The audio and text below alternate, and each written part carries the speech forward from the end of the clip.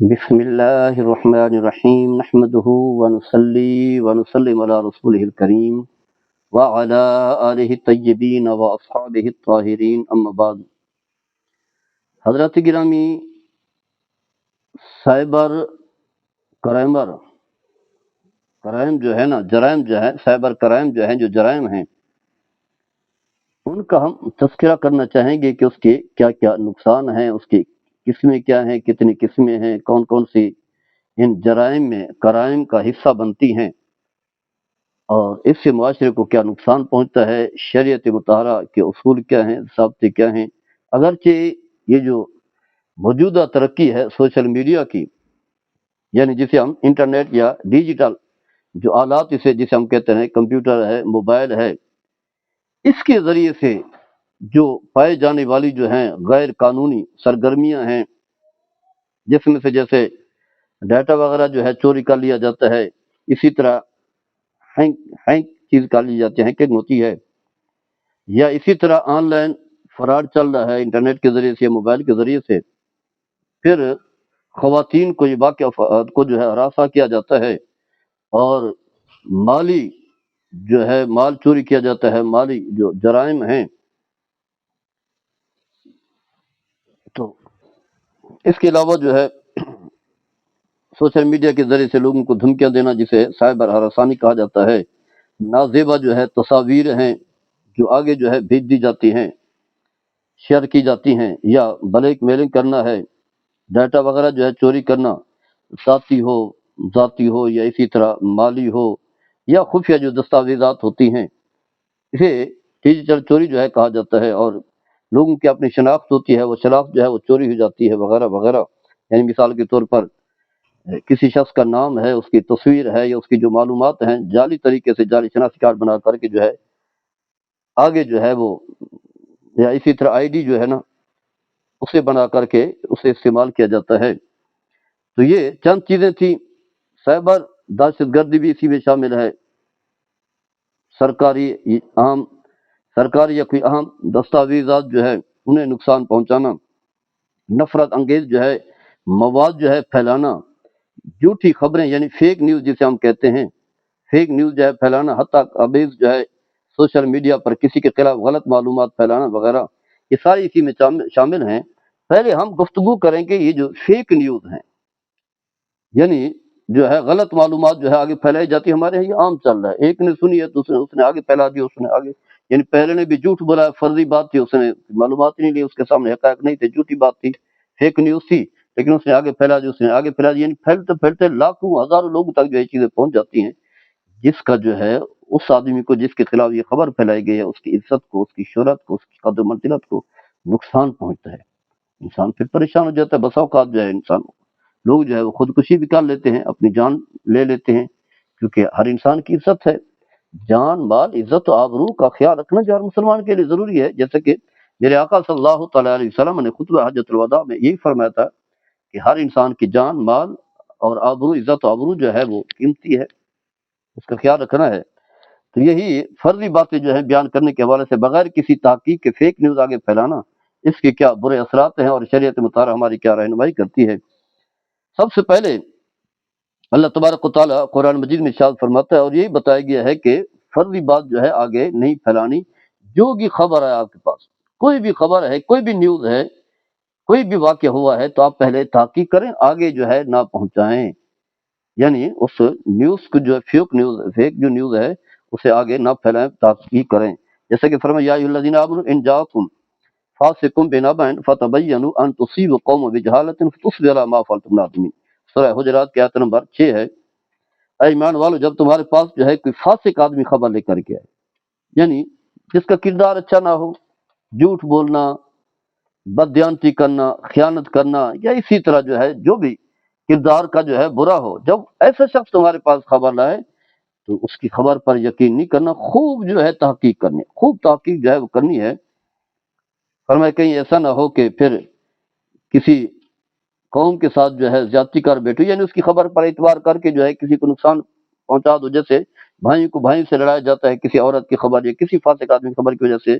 بھائی آپس میں لڑ پڑتے ہیں، آپس میں رشتہ دار جو ہے لڑ پڑتے ہیں. تو فرمایا اگر تم اس کی بات کو مان کر کے آگے پھیلاؤ گے تو تمہیں پھر بعد میں جو ہے ندامت و شرمندگی کا سامنا کرنا پڑے گا۔ تو گویا کہ اللہ تبارک و تعالیٰ نے اس طرح کی خبر کو آگے پھیلانے والے کو جو ہے فاسق کہا ہے، ناقرہ شاید جو ہے وہ کیا ہے، فاسق ہے۔ اور واضح ہے کہ فاسق آدمی کی اس خبر کی وجہ سے جو ہے معاشرے میں فساد برپا ہوتا ہے، لڑائیاں ہوتی ہیں، قتل عام ہوتا ہے۔ اس لیے پہلے جو ہے وہ تحقیق کرنی چاہیے کہ جس شخص نے مجھے خبر دی اس کا دین سے، نماز سے، روزے سے، عبادت سے کیا تعلق ہے۔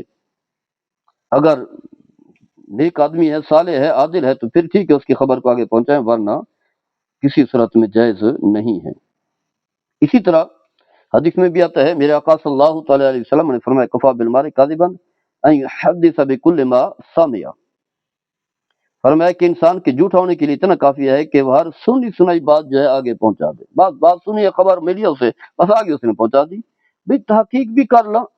تو یہی آگے خبر جو ہے وہ آگے پھیلانا، سنی خبر جو ہے یہ بھی کیا ہے، جھوٹ ہے، باقی جھوٹوں کی طرح سے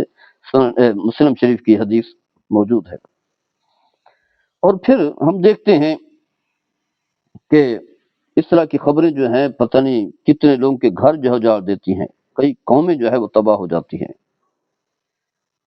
معاشرہ جو ہے وہ بدی کی طرف جو ہے چل پڑتا ہے، لڑائیاں ہوتی ہیں، جھگڑے ہوتے ہیں، قتل عام ہوتا ہے۔ اور پھر جو ہے بسا اوقات جو ہے وہ حق اور باطل کی پہچان نہیں رہتی، یعنی جو نیک صالح لوگ اگر وہ خبر دیں گے تو لوگ اس کا بھی اعتبار نہیں کریں گے، وہ یہی سمجھیں گے شاید یہ اس کی خبر بھی جو ہے وہ فیک نیوز ہے، یہ بھی جھوٹ بول رہا ہوگا۔ یعنی کم از کم اگر پہلے تحقیق کر لیتے، حق اور باطل کی پہچان کر لیتے، یہ معلومات کر لیتے، خبر دینے والا جو ہے جھوٹا ہے، جھوٹ بول رہا ہے، فاسق آدمی کبھی سچ نہیں بولے گا، یہ تو معاشرے کے لیے جو ہے وبال ہے۔ تو پھر اس کے مقابلے میں جو اچھے لوگ ہیں ان کی عزت بھی رہے گی، اگر انسان تحقیق کر لے اس کی خبر جو ہے معتبر ہوگی۔ تو یہی بات جو ہے وہ ذکر کی گئی ہے۔ قرآن کریم میں اللہ تبارک و تعالیٰ ارشاد فرماتا ہے انسان جو کچھ بھی بولتا ہے اس کا جواب دہ بھی ہوتا ہے، یہ نہیں ہے کہ بس زبان سے جو آیا یا اسی طرح جو ہے سوشل میڈیا پر بیٹھ کر کے آپ نے جو ہے وہ کلک کر دیا، یا آگے جو ہے وہ خبر جو ہے شیئر کر دی موبائل کے ذریعے سے، انٹرنیٹ کے ذریعے سے، موبائل کے ذریعے سے، یا وہ لیپ ٹاپ کے ذریعے، جس طریقے سے بھی، یعنی جو بھی وسائل ہیں، جو بھی آلات ہیں خبر کو آگے پہنچانے کے، چاہے وہ زبان کے ذریعے سے آگے خبر پہنچائی، یا جو ہے واٹس اپ کر کے، یا فیس بک کے ذریعے سے، کسی طریقے سے بھی جو بہت سارے وسائل ہیں، جس طریقے سے بھی آپ نے خبر پہنچائی ہے، اس کا آپ کو اللہ کی بارگاہ میں حساب دینا ہوگا، اور اللہ کا ایک پورا نظام جو ہے بنا ہوا ہے، یہ نہیں کہ آپ بولتے جائیں، لکھتے جائیں، آگے پھیلاتے جائیں، کچھ بھی نہیں ہوگا۔ یہ دنیاوی معاملات تھوڑے ہیں، ویسے تو خیر ملک میں بھی قوانین تو خیر بن چکے ہیں، ادارے جو ہے وہ کام کر رہے ہیں، اور اگر اخلاص سے کام کریں تو خیر یہ اس طرح کی فیک نیوز جو ہے وہ آگے نہ پہنچے اور معاشرے کا نقصان نہ ہو۔ خیر کسی حد تک شاید کوشش بھی کر رہے ہوں گے، ادارے جو بنے ہیں کچھ نہ کچھ تو کر رہے ہوں گے۔ تو